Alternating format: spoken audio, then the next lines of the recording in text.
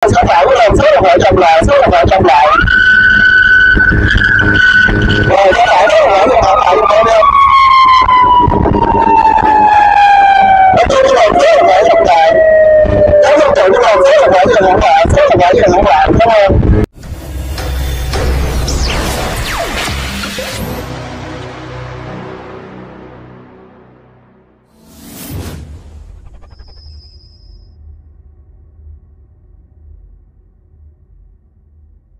Hello, xin chào anh em, xin chào cả nhà. Tập qua bị lỗi cả nhà, tối phải ngồi xuất file lại đăng lại. Mà đúng rồi, file nữa của bóc thiệt cái chứ. Giờ tôi ở bữa giờ chỉ có khách sạn em ơi, tôi nhớ hoài em ơi là wifi ok thôi. Còn lại đây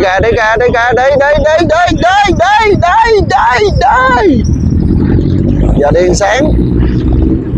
Hôm nay trận ngắn thôi anh em, về Bảo Lộc, Tà Ràng về Bảo Lộc chưa tới 100 cây nữa.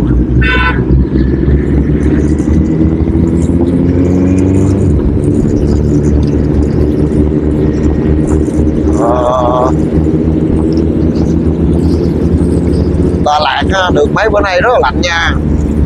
Mặc dù tháng 4 nhưng mà năm nay dùng hay sao á, là lần trước tôi đi trước khi đi cúp á, là tôi đã thấy hoa đào nó tàn rồi, bây giờ lại nở lại nè, nè nhìn cái trái nè, này chỉ là cây bình thường thôi đó, nó nở lại nữa rất là đẹp.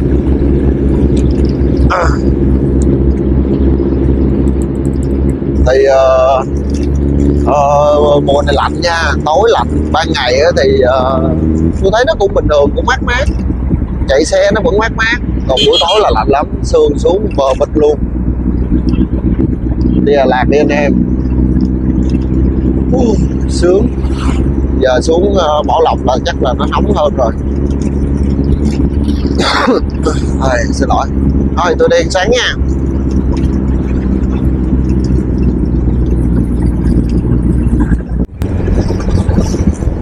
Quên nữa, trước khi đi ăn sáng, tôi quay cái Hồ Xuân Hương cho anh em coi buổi sáng này. Đẹp không? Cái gì? Còn sau lưng kìa ông nội. Anh cá đâu sau lưng mà. Chạy từ từ thôi.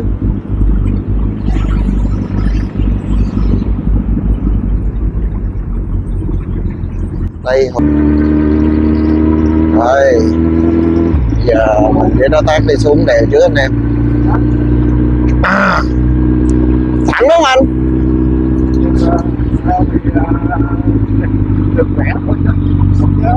Trời ơi, hình như đường này mà. Xuống đèo trước, năm nay không được đua trên cao tốc Liên Khương anh em. Năm nay đua ở dưới đó, đua ở ngoài quốc lộ 20. Sắp hết lạnh rồi, về miền Tây là nóng rồi.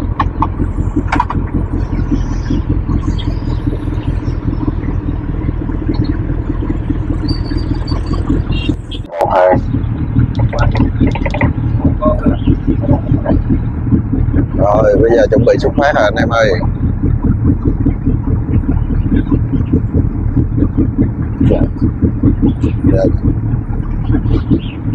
Chuẩn bị xuất phát rồi anh em. Xin lỗi, chỉnh xíu. Okay. Anh Hải ơi, mình đi qua kia đậu đi. Hôm nay dở cờ xuất phát luôn anh em. Không có đợi, không có gì dắt nữa. Tại vì trận này khá gần nên thật ra không có gì phải đợi hết.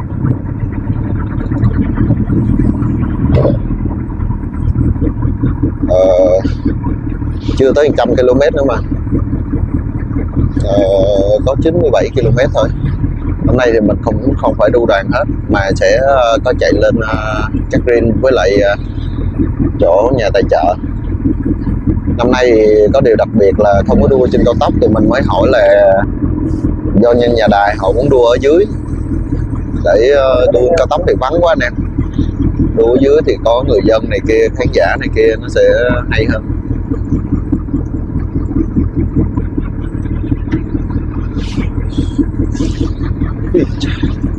Xuống tới đây là nóng rồi. Rồi, đã xuất phát chính thức anh em. Ồ, chưa vậy đẩy tốc độ lên ghê vậy á.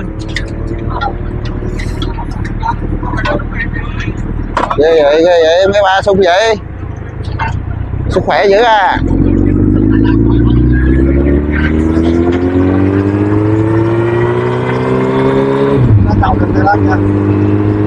Giờ mới đề ba, mấy ba sung quá à.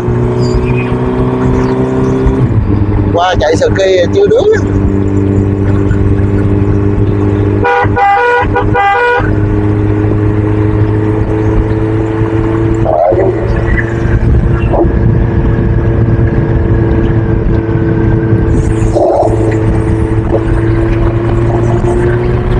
Hôm nào về đồn quốc lộ 20 thì cũng đông vô hết cả nhà.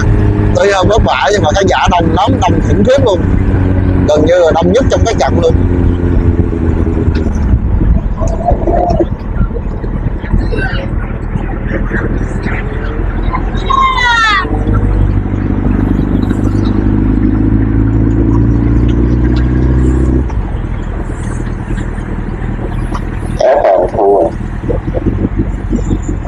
Mới vô đánh chữ rồi đó.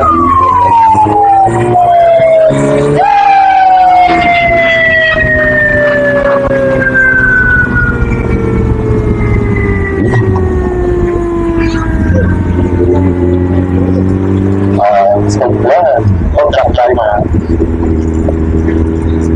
Con trồng cây mà mấy cha chơi sung quá anh em.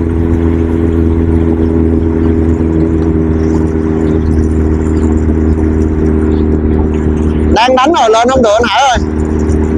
Để ngồi tụi nó xuống sức thì là lên.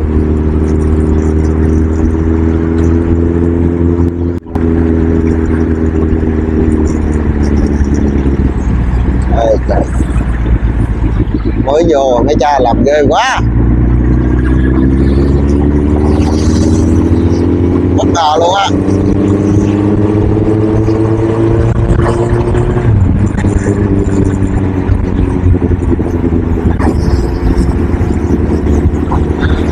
Đánh sụp.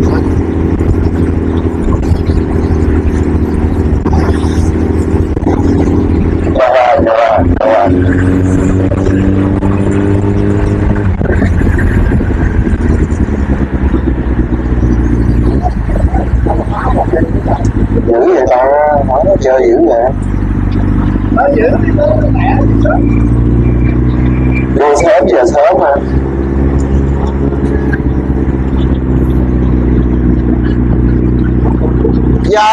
Bây giờ là không còn gì để mất nữa.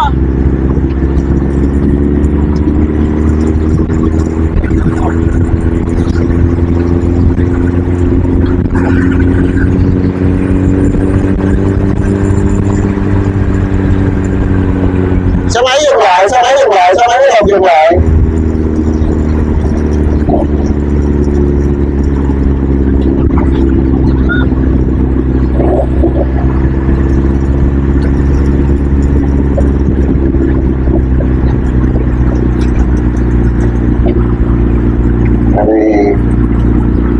Con nhốt con này không vậy.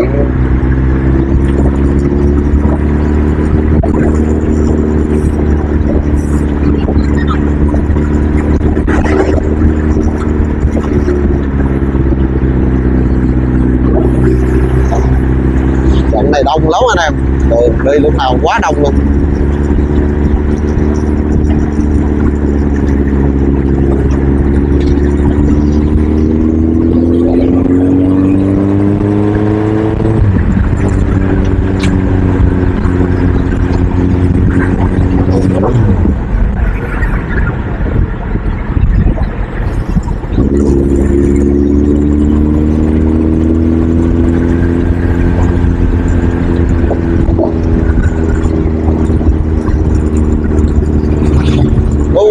mấy cha cứ đu hoài. Cái này trận thứ bao nhiêu rồi, đâu phải mới nữa đâu mà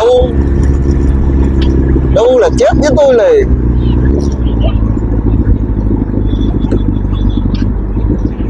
Rồi tạm thời tách ra rồi nha.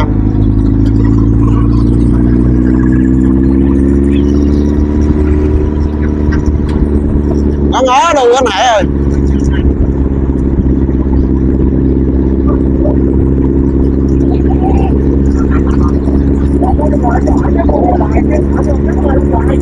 Xe tải sát lên dừng lại, cho dừng xe tải bên phải nha, xe tải bên phải nha. Xe tải dừng hẳn lại.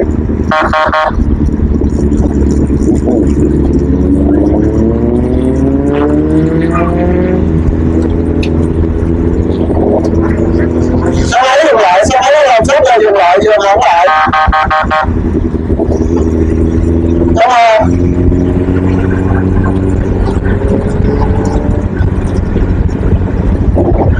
Dốc không?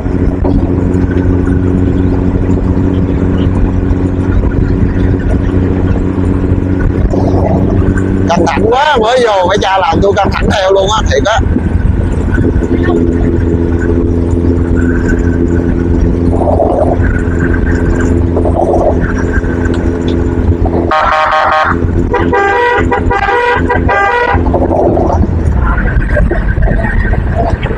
Trời ơi, đúng rồi.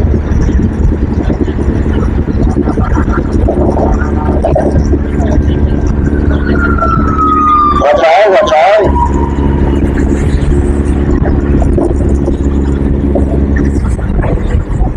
Nó xuống dưới người ta. Nhớ lên em tắt lại rồi.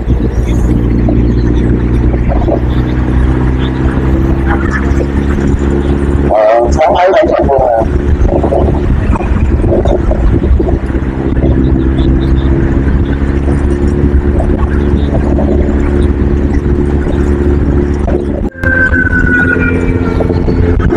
Xe máy nó làm sát lên dừng lại, xe máy nó làm sát lên dừng lại, ra phải rồi. Ra phải.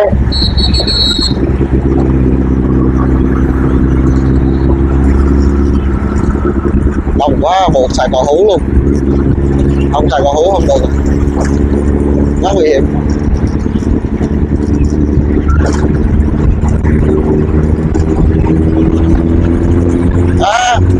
Nó chạy tốc độ cao rồi chứ. Chạy này phải tốc chậm á.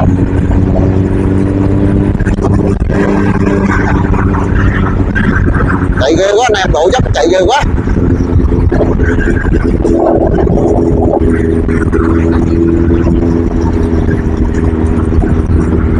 Đây.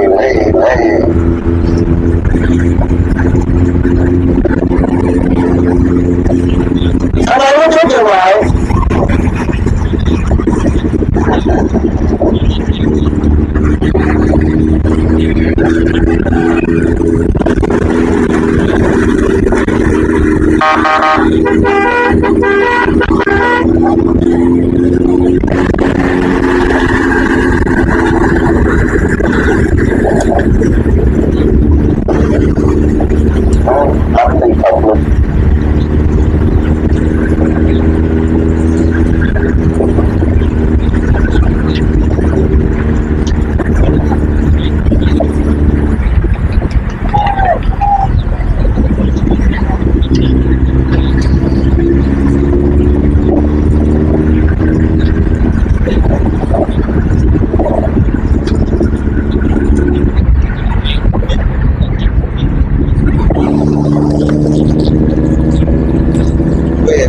Nguy hiểm quá. Cha nó núp hoài, tôi thấy hết rồi nha. Thấy hết rồi nha. Ủa nó quay top 1 hả? Phải. Phải rồi top 1 hả?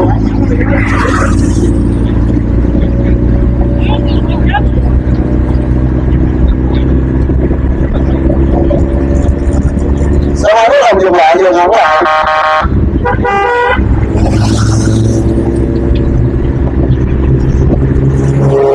Ở trong các bạn ơi.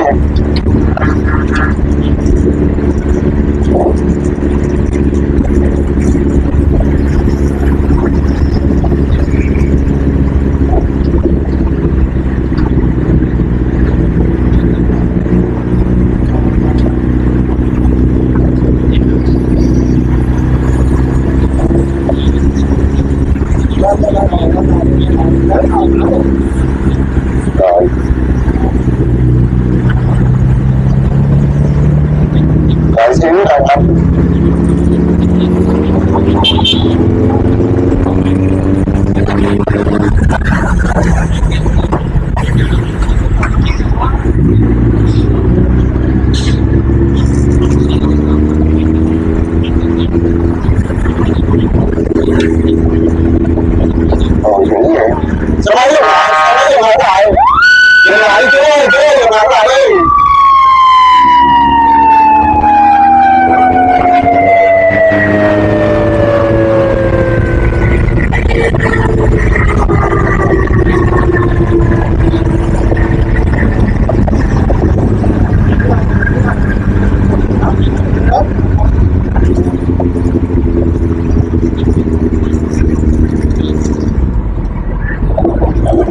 Trời ơi, chú vô hoài.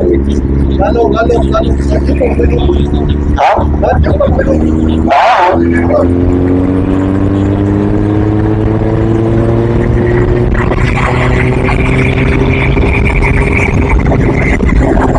Đó hả? Tốc độ đang đua đang rất là cao à. Tôi nghĩ là về đích sớm quá à.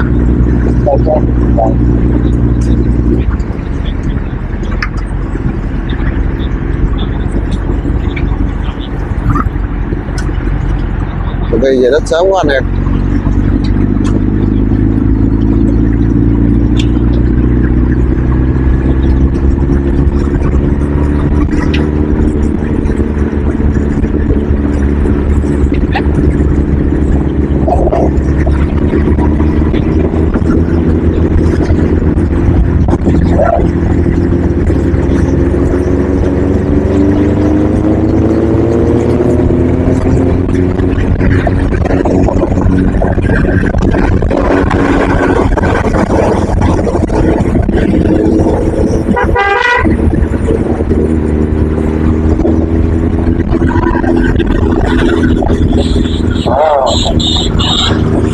Sung quá sung rồi. Đánh dữ vậy mấy cha. Má độ dốc mấy cha đánh ghê quá.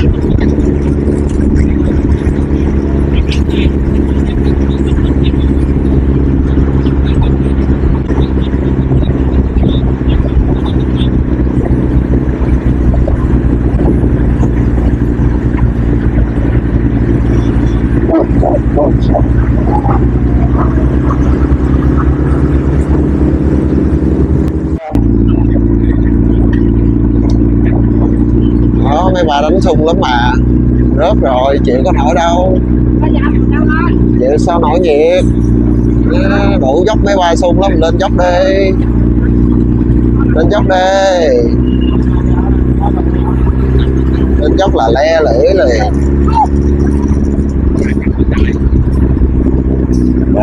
Bể máy.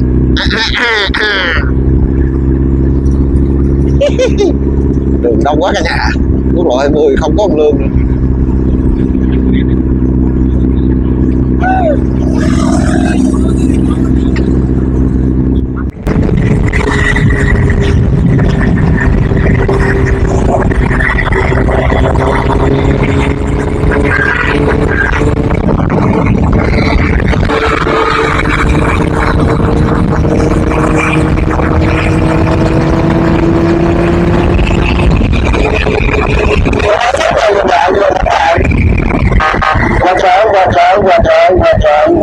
Qua trời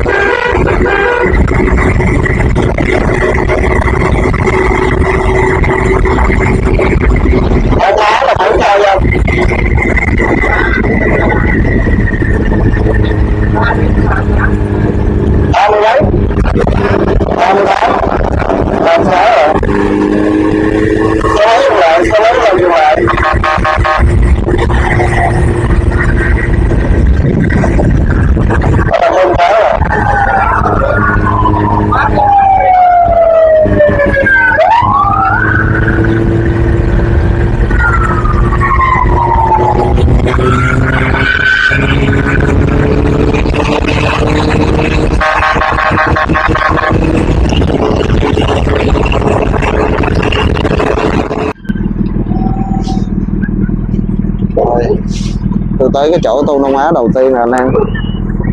Thì hình như là lấy xong rồi tôi đi tiếp á, tôi không có đứng đợi đoàn.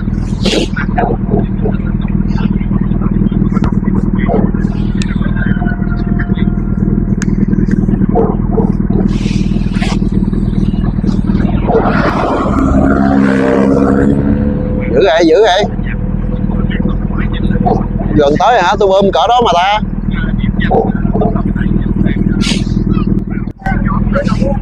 Tới cái Tôn Đông Á thứ hai cả nhà. Bây giờ đang đua có 2 toán cách nhau 1 phút mấy. Tôi quay cái này xong rồi không biết sao, không biết đi tiếp hay là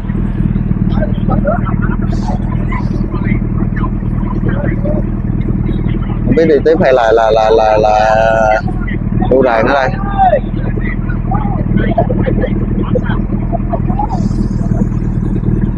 Trời, xuống này nắng.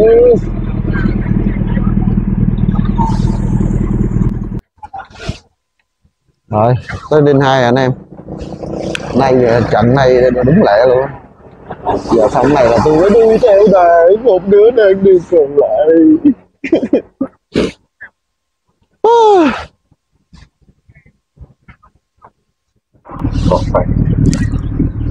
Xe máy tới đi em ơi. Xe máy di chuyển nhanh đi, tốc độ cao đi.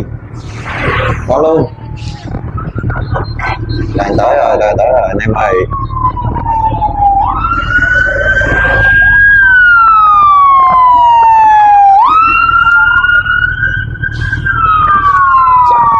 Anh ơi ngồi chút giùm em đi.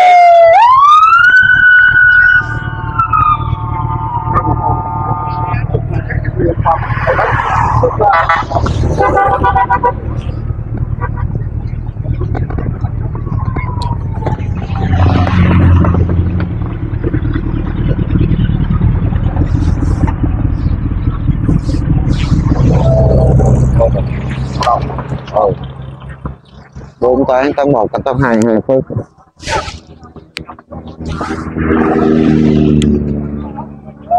Bữa nay áo vàng sung luôn ta, đúng luôn ta.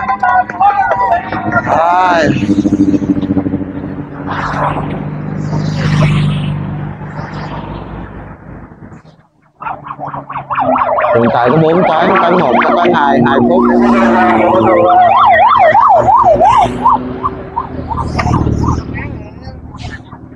Trời quá, cái này áo vàng lấy đinh 2 luôn.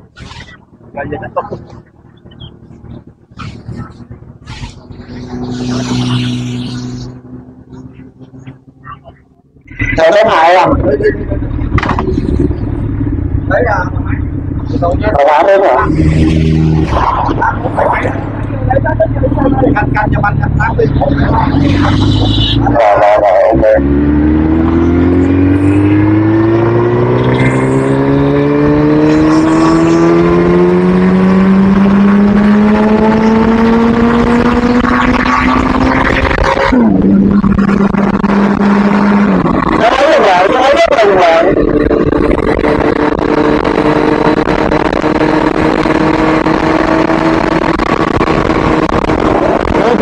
Có xe cứu thương đi ngược chiều, có xe cứu thương đi ngược chiều, có xe cứu thương đi ngược chiều. Xe máy rất là dừng lại, nó đang dừng lại.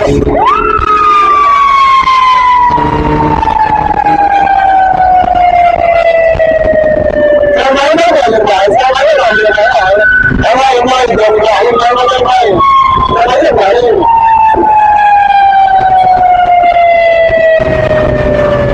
Ra phải đi, ra phải đi.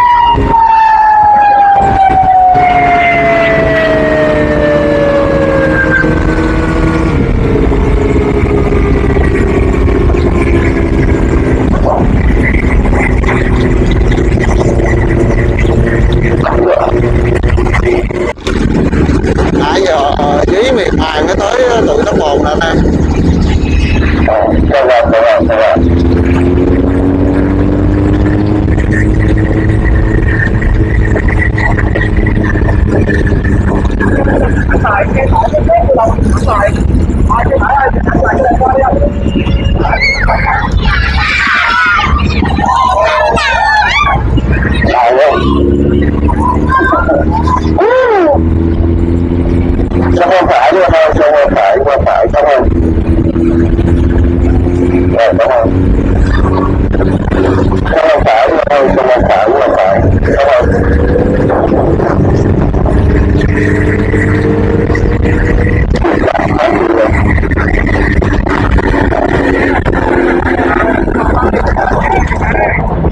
Không phải đâu, không phải, không phải, không phải, không phải.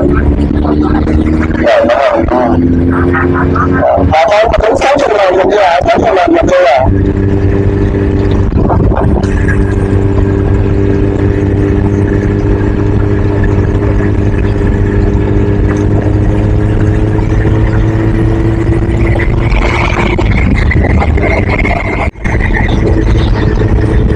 Đúng khu vực này người đồng bào đông vui quá anh em ơi. Hết giờ người đồng bào luôn này.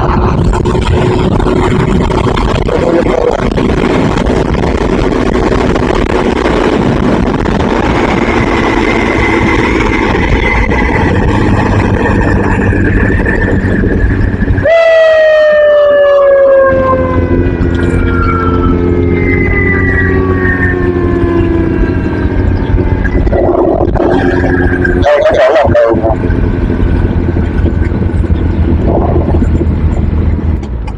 Giấy nào có không? Giấy nào có không?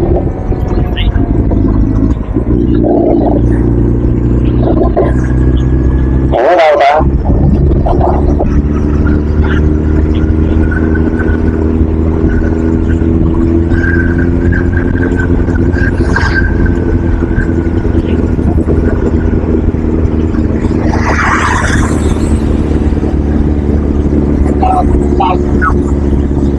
Ủa, có lộn không?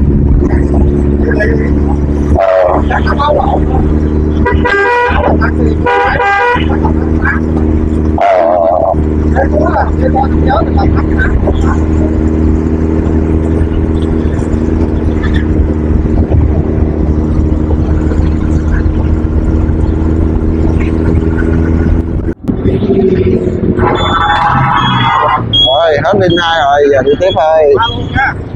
Rồi cô qua đó ở cha cái cô 20 rồi.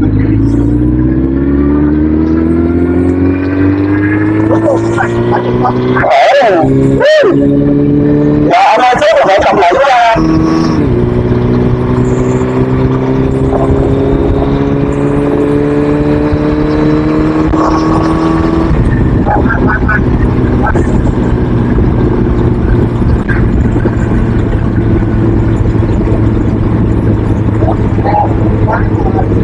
Sao? Sao khả vậy?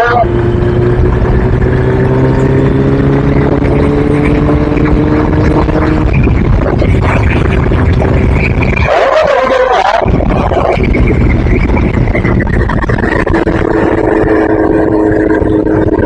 Có tôi dân hả?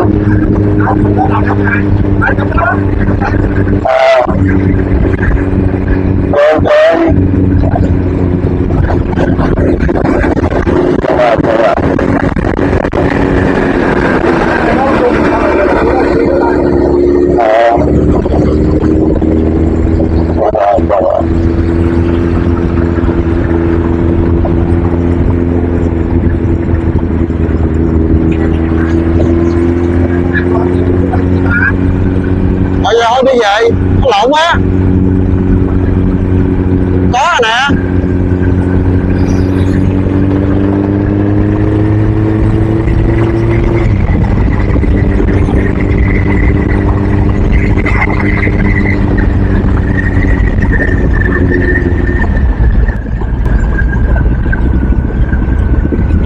Là sao? Ở đó là 2 máy luôn rồi đó.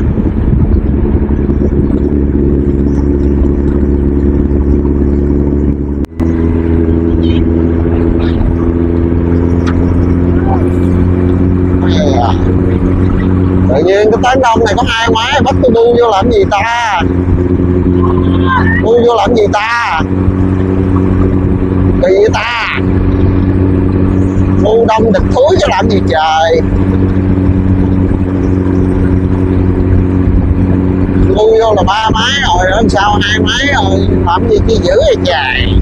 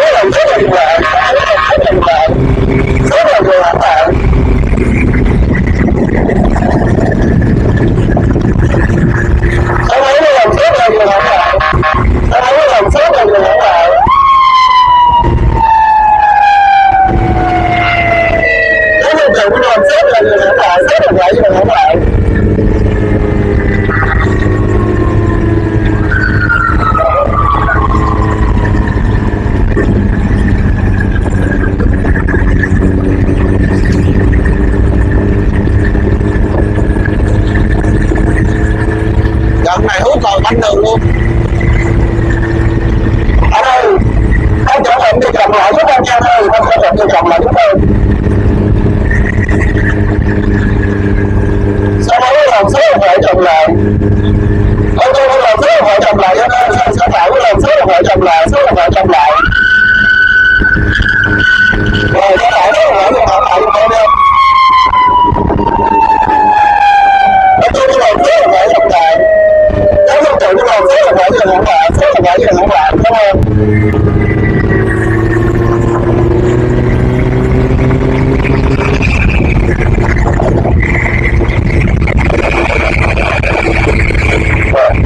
Cái phải tôi làm số điện thoại chậm lại cho em, tôi làm số điện thoại chậm lại.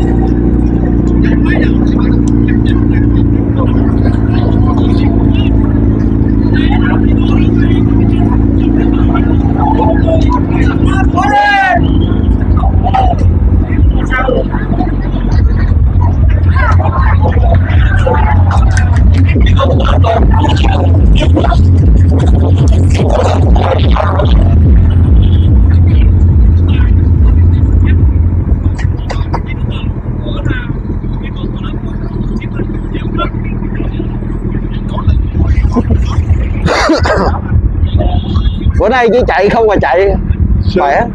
Ngày mai gán họp sao được chạy vậy luôn anh.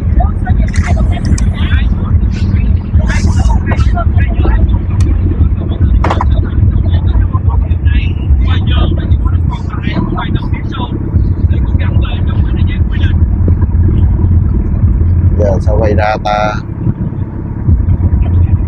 nhiều khi là còn phía sau cũng đã có văn hóa là tốt không để tạo ra thành phố tốt các cơ hội gì là biết nữa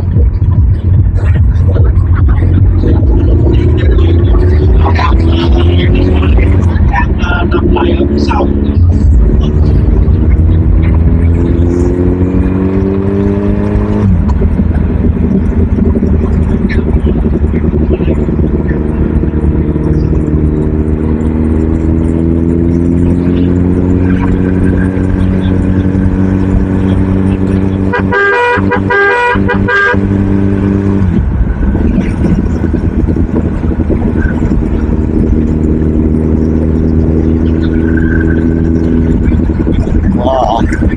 Chồng bữa nay đi đúng lẹ luôn anh em, đúng lẹ đúng sướng luôn. Quá phê quá phê.